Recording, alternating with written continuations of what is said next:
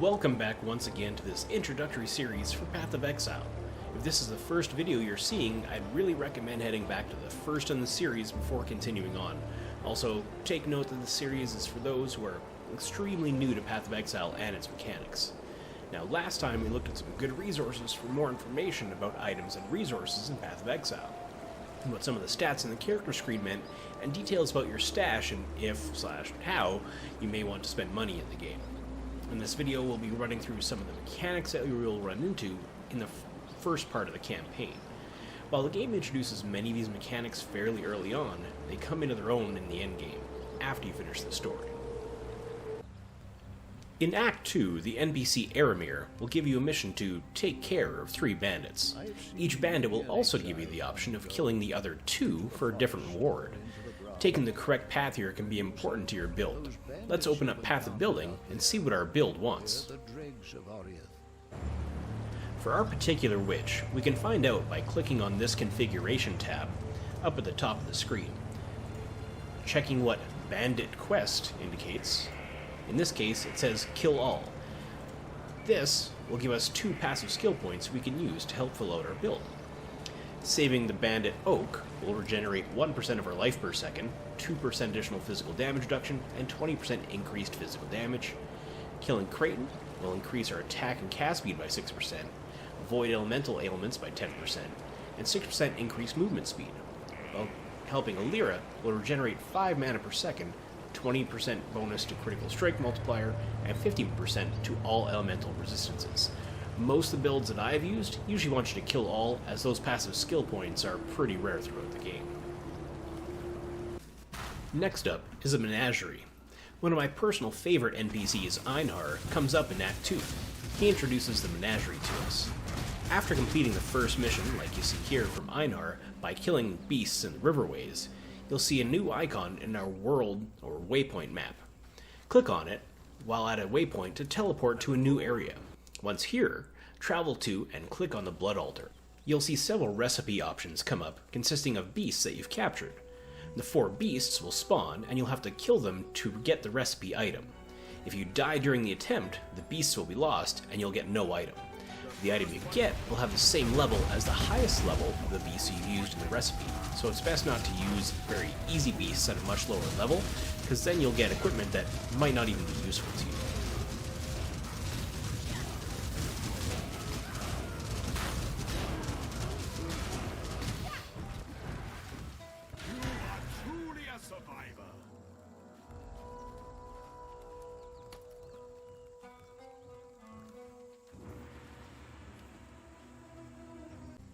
Another mechanic you'll run into in Act 2 is the Hideout. The Hideout unlocks after you free Helena in Act 2 during the Intruders in the Black quest in the Chamber of Sins, level 2. After that, you'll start finding hideouts as you explore the game naturally. On our minimap here, you can see a blue fleur-de-lis symbol. Once we find that nearby us,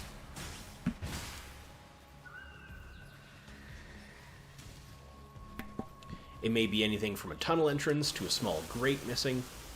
We'll spawn into a small dungeon area. Once we take care of all the beasts in the area, the dungeon will be clear out and will be free for us to use as a hideout.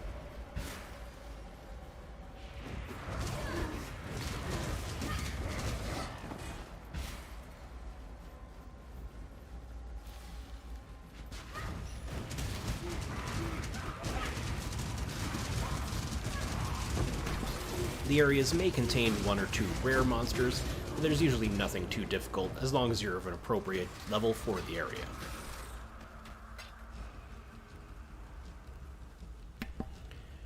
We can see here now that we've cleaned out the area and the hideout's unlocked for our future use. We're going to head back to town.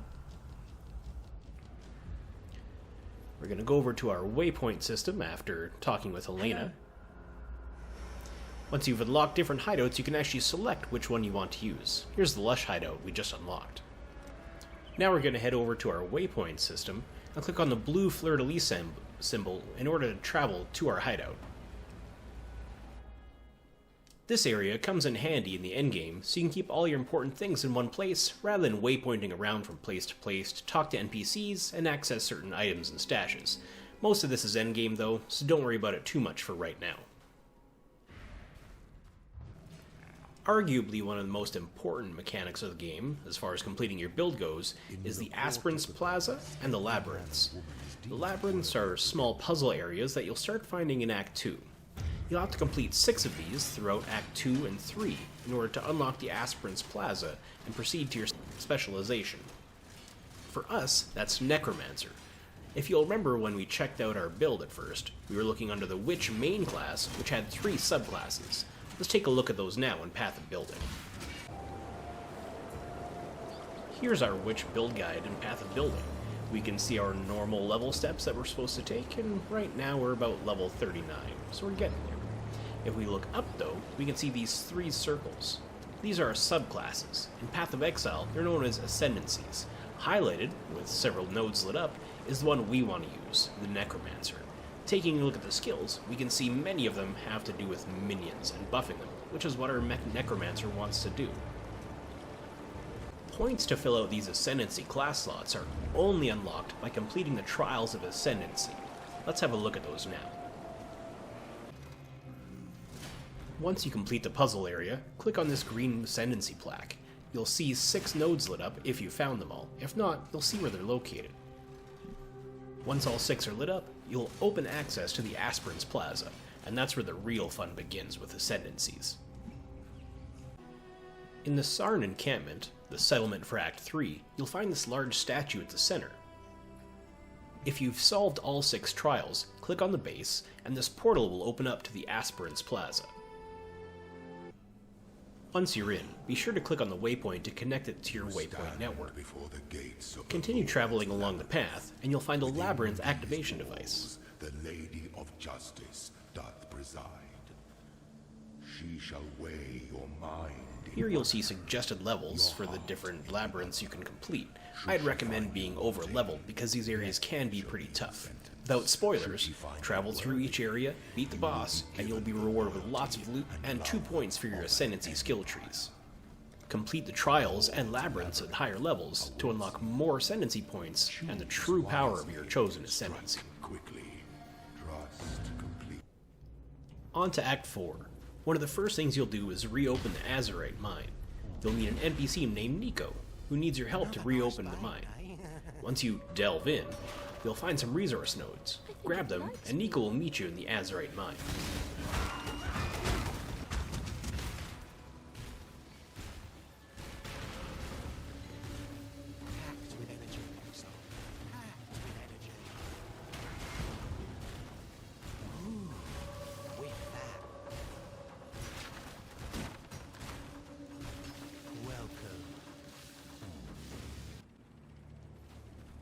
Once in the mine encampment, you'll notice several familiar things, like a waypoint to connect it to your waypoint network, and your stash.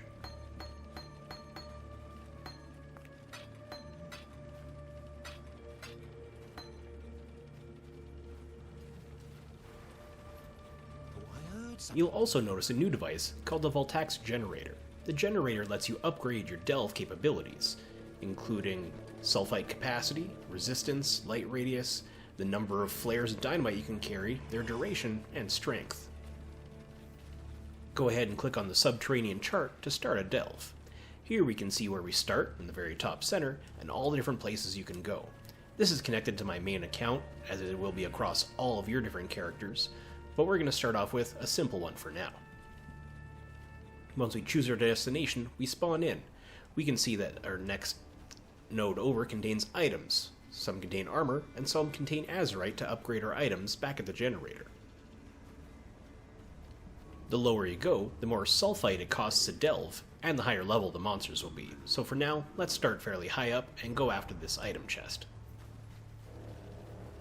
Once you've chosen your area, click on it, and the digger will start.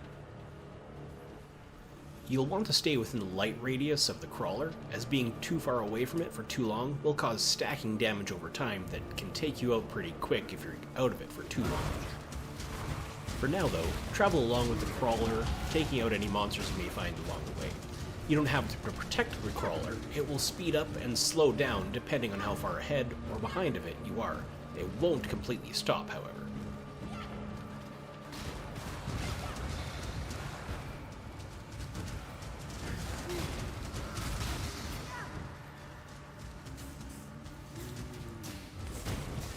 Once you get to your destination, clean out any remaining enemies, and then click on the item to begin the encounter. In this case, it's the buried camp.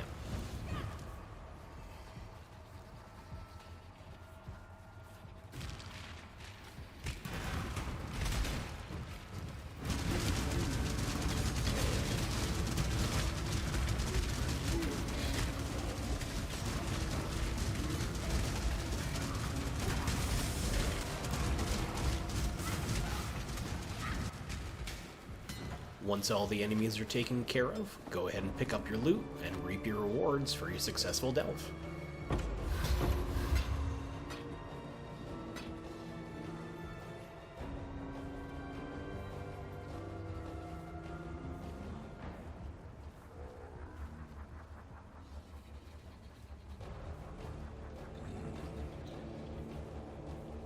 Once you're done, you can click on the crawler again to choose a new destination, or travel back to the mine encampment to dump off your loot. Alright, and there we have it. That should find you through most of the first 5 acts of the game, and through the 4th of 5 videos in this series.